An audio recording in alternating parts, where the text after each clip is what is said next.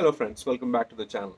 In today's video, I'm going to talk about 1000 kilometer review of my Tiger 800 XCX, how it has fared, how it has been to live with the Tiger 800 for 1000 kilometers. So let's get started.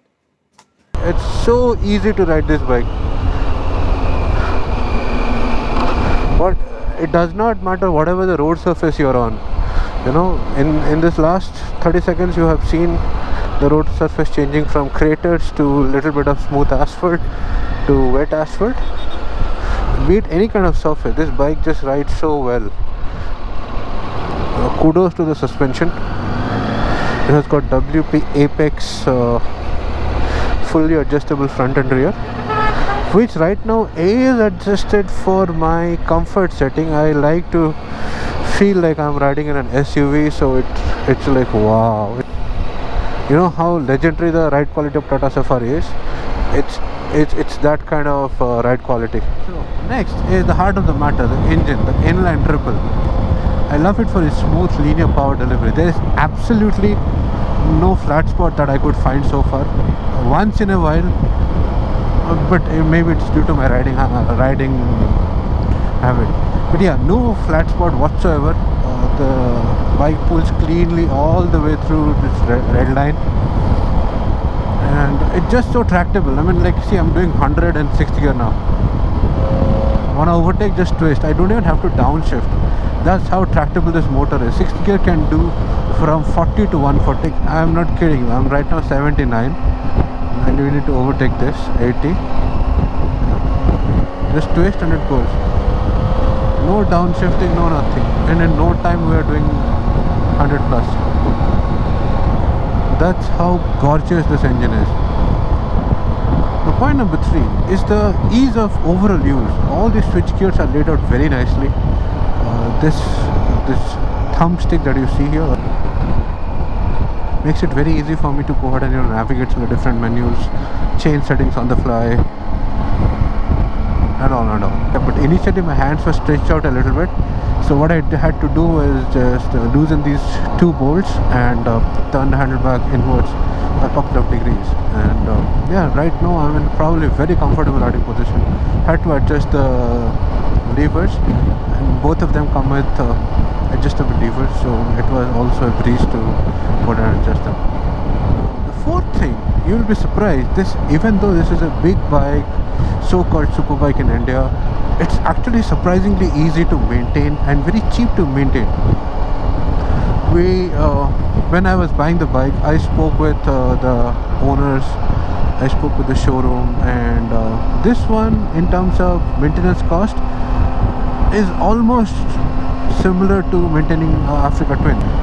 My use case was simple, that I'm gonna ride about 10,000 kilometers a year, not more than that, and for 10,000 kilometers yearly maintenance, excluding the big intervals, will come up to roughly 10,000 bucks, excluding tires. So it's about 1 rupee a kilometer. That's like phenomenal value. Some of the smaller bikes that I have owned generally consume a lot more on maintenance than this one. Next thing is about its touring capability. What a huge tank. Fantastic windscreen, and you see in this model they came up with these wind deflectors. So as a rider, even if I'm doing a 1000 kilometer day, which I have not done so far but I will soon, I feel I'm gonna be pretty relaxed, pretty comfortable at the end of a 1000 kilometer day, because I'm not battling anything. I do 100, 110, 120, which I feel is safe given the context of India. 110, 120 is safe. That's the legal speed limit as is on most roads in India. So yeah, and at that speed, with this tank, you can easily extract 450, 460 kilometers on a tank full with luggage, and I'm not kidding you. So I'll quickly go ahead and show you. Do you see that instantaneous fuel consumption? At this speed, it is doing currently 32, 33. I haven't downshifted a bit. I may have to downshift now. Let's see. No, I don't have to. Right, so after the touring comfort, the next thing I love about the Tiger are the seats. Oh boy, whatever this technology that Triumph has, it's memory foam or whatever it is. It's boy oh boy, it's like it's like sofa man, sofa. So yeah, if so that is also in progress, and yeah. So net very comfortable, reliable. Not in this being the last model, most of the issues that plagued the earlier models have been resolved.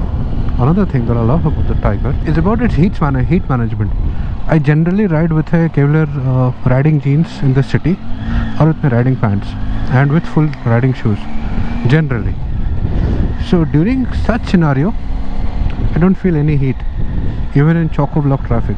But if you're riding without riding pants or just with plain jeans, then definitely you will feel some heat, which is expected. I mean, this is a goddamn 800cc engine. If it rains, I am screwed because I'm wearing the mesh jacket. Those were the things that I love about the Tiger so far. What I like about the Tiger, number one are the headlamps. They are pathetic. The stock headlamps, they are pathetic. I mean, on the day I was coming back from the showroom after picking up the bike, it was dark, and both in high beam or low beam we could not see shit. It was so bad.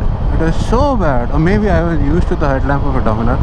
After riding about 1.5 kilometers, I said no, it's not gonna work. So we turned back to Bike and Biker, installed a pair of Bahar Design Squadron Pros. And if you would have noticed, 95% of the Tigers that I have seen, all of them have got aux lamps fitted, because the stock lights are bad. So I upgraded the stock lamps, the bulb to, I think, Philips Racing Vision H4. That did improve things a bit. Even the stock aux lamps, what the Tiger owner said that Adi, don't go for it, because majority of them said no, don't go for it. They are just ornamental. They look good with the aluminum casing. You can operate them from the switch, and you don't have to install a new switch. But they are also just an ornamental. The next thing, next on the list that I don't like about the Tiger. The next item on the list are things that I don't like about the Tiger. It is probably not related to Tiger, but I will still go ahead and say it. Or it's probably related to the situation. So availability of parts is a concern. I mean, yeah, you're taking a big bike, doing adventure touring, you need some basic spares to be available. And I don't know how Triumph India is set up. So every time you go ahead and ask for a part, or at least for me, like, sir, it will come. The switch gear has not come yet.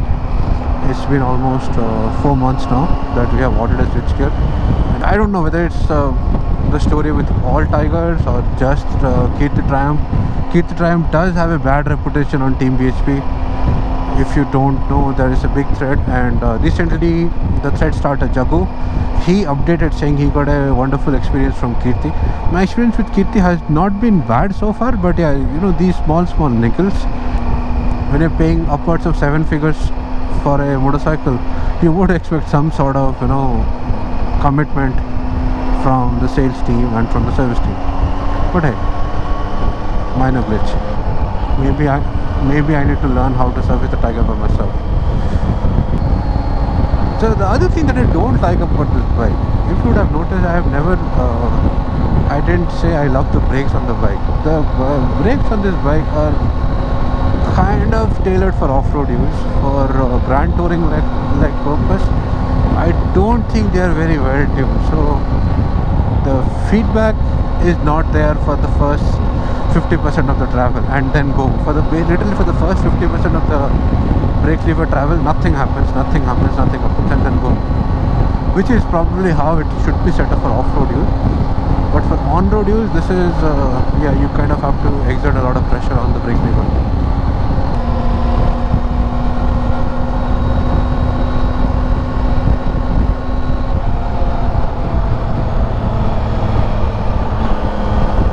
Lol, the tire noise used to be more than the engine noise.